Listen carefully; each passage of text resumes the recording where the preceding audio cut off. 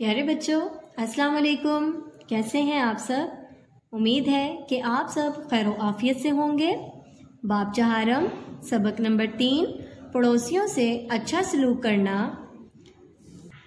के मशकी सवाल हम कर रहे हैं, जिसमें सवाल नंबर 1 और 2 हम कर चुके हैं।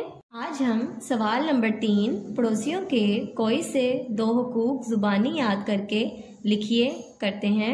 नंबर 1, गरीब पड़ोसियों की माली मदद करनी चाहिए। नंबर 2, पड़ोसी बीमार हो तो उसकी इयादत करनी चाहिए।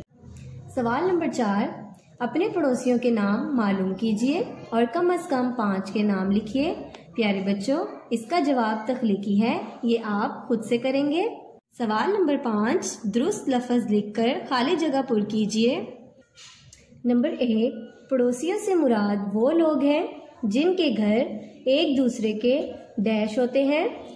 इसका जवाब है करीब। नंबर 2, कुरान मजीद में अल्लाह ताला ने डैश के साथ अच्छा सलूक करने का हुक्म दिया है।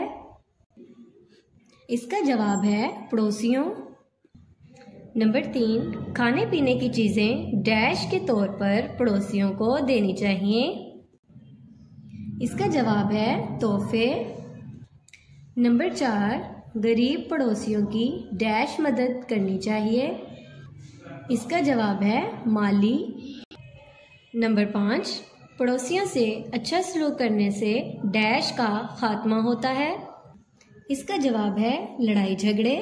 बच्चों, क्या आपको मालूम है फरमान रसूल सल्लल्लाहु अलैहि वसल्लम, जो खुद पेट भरकर खाना खाए और उसका पड़ोसी भूखा रहे वो मोमिन नहीं। आप सल्लल्लाहु अलैहि वसल्लम ने उस शख्स को मोमिन करार नहीं दिया जो खुद तो पेट भरकर खाना खाए और उसका पड़ोसी भूखा रहे। सवाल नंबर 6, लुगत से पड़ोसी का हम मायनी लफ्ज़ तलाश कीजिए और दी गई जगह पर लिखिए। पड़ोसी, इसका हम मायनी लफ्ज़ है हमसाया। बाब चहारम सबक नंबर 3 पड़ोसियों से अच्छा सलूक करना के सवाल नंबर 3, सवाल नंबर 4, सवाल नंबर 5 और सवाल नंबर 6 हम किताब पर कर चुके हैं।